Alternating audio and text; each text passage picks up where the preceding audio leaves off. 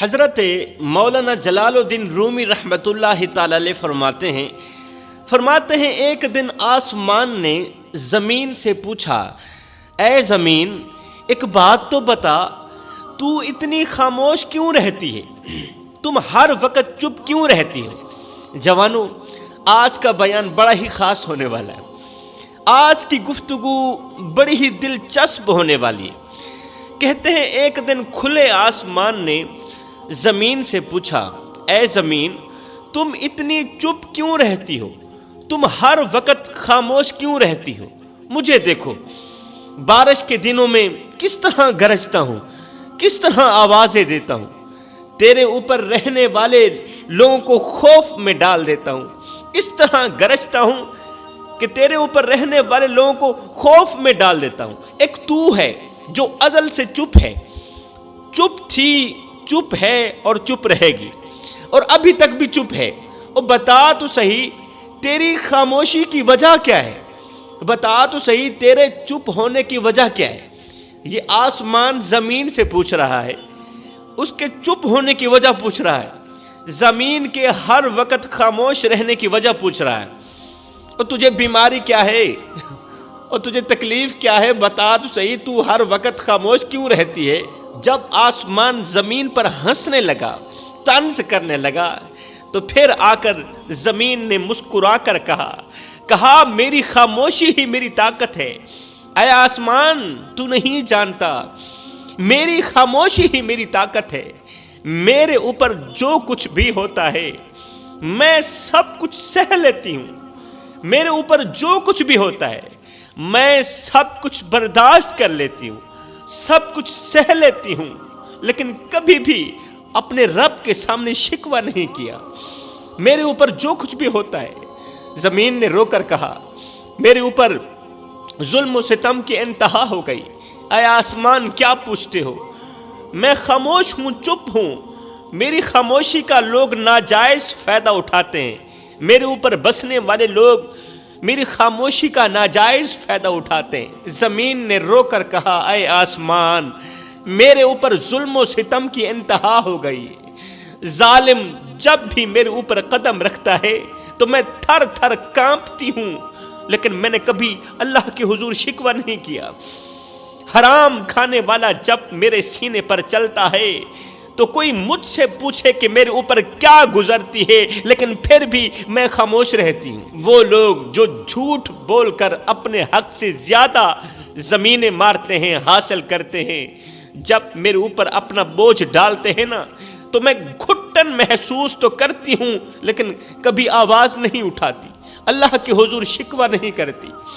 مجھے گواہ بنایا جاتا ہے قتل و غارت کا، جب خون بہا جاتا ہے تو میری مٹی سرخ ہو جاتی ہے، اور میں اپنے رب کے حضور گواہی دینے کے لیے تیار ہو جاتی ہوں، لیکن پھر بھی میری زبان بند رہتی ہے، پھر بھی میں اللہ کے حضور شکوہ نہیں کرتی۔ میرے اوپر وہ منحوس قدم بھی پڑتے ہیں جو ماں باپ کے ساتھ بدسلوکی کرتے ہیں، والدین کی عزت کو پامال کرتے ہیں، اور میں یہ سب کچھ سہ کر بھی والدین کو دکھ دیتے ہیں، درد دیتے ہیں، ان کی عزت والی پگڑی خاک میں ملاتے ہیں، اور میں یہ سب کچھ سہ کر بھی کسی کو اپنی تکلیف کا احساس نہیں دلاتی، یہ سب کچھ سہتی رہتی ہوں، میں خاموش رہتی ہوں۔ جو انسان اپنے ہی بھائی کے حقوق چھینتا ہے، غریب بہن کا حق مارتا ہے، جب وہ میرے اوپر چلتا ہے نا تو میں اندر ہی اندر پھٹنے لگتی ہوں، اندر ہی اندر ٹوٹنے لگتی ہوں،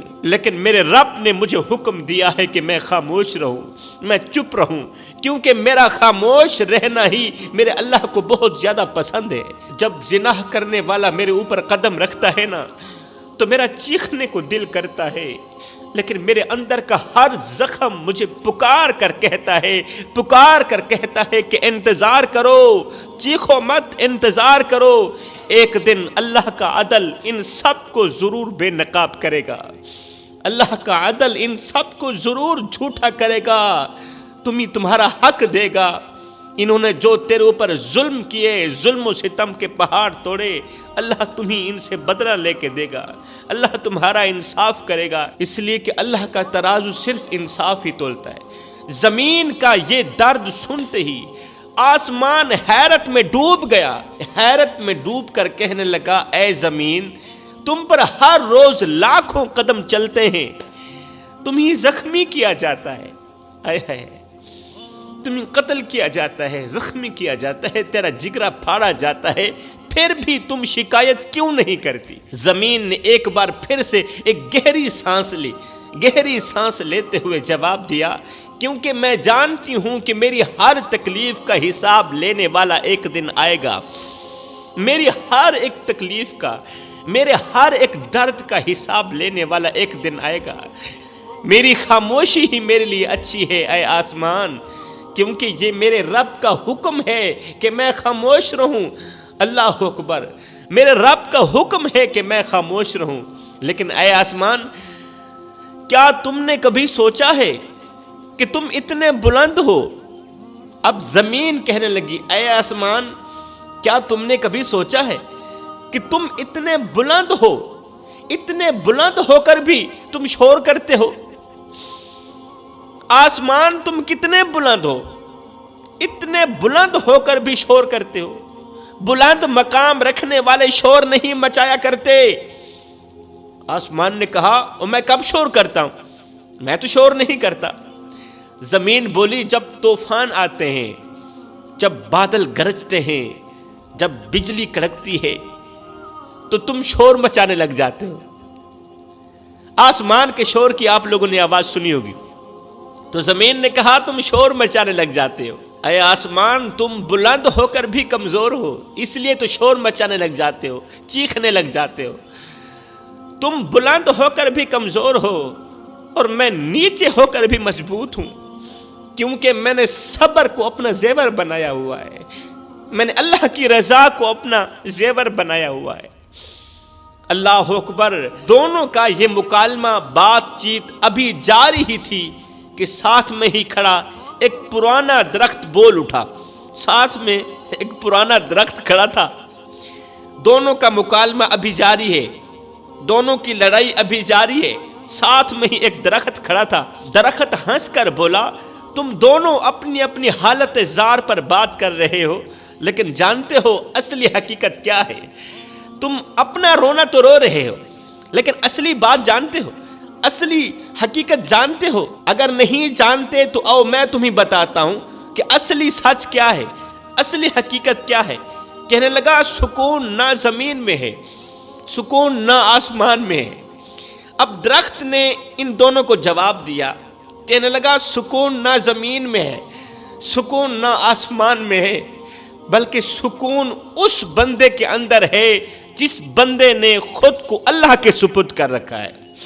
سکون نہ زمین میں ہے، سکون نہ آسمان میں ہے، سکون تو صرف اس بندے کے اندر ہے جس نے خود کو اپنے اللہ کے سپرد کر دیا ہے، جس نے خود کو اپنے اللہ کے حوالے کر دیا ہے۔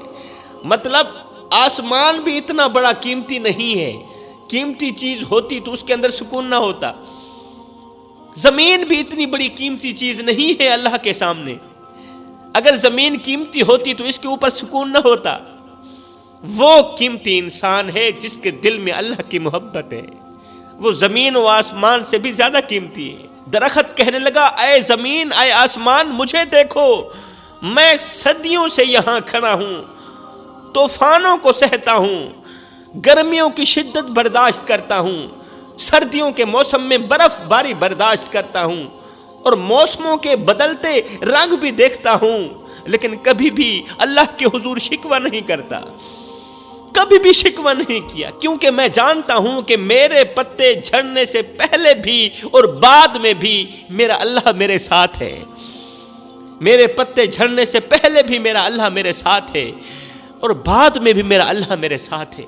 ہائے، درخت کی یہ بات سن کر زمین و آسمان دونوں خاموش ہو گئے، چپ ہو گئے۔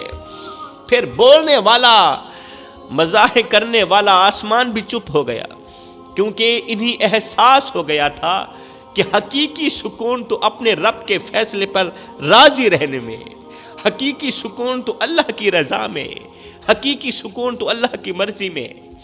دنیا میں لاکھوں لوگ ایسے ہیں جو سکون کی کمی محسوس کر رہے ہیں، لاکھوں دولت مند ایسے ہیں قبلہ جو آج بھی سکون کی کمی محسوس کر رہے ہیں۔ ان کے پاس اولاد بھی ہے، مال دولت کی فراوانی بھی ہے، دنیا کی ہر نعمت موجود ہے، لیکن سکون نہیں ہے۔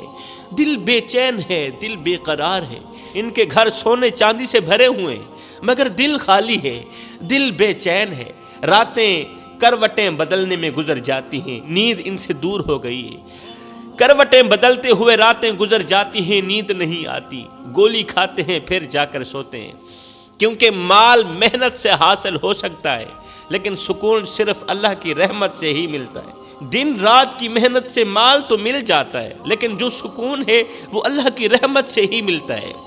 اللہ اکبر! انہوں نے دن رات محنت کی، دولت جمع کی، اپنے خوابوں کو حقیقت بنایا، اپنے سپنوں کو پورا کیا، لیکن اللہ کو راضی کرنے کے لیے ایک سجدہ بھی نہ کیا۔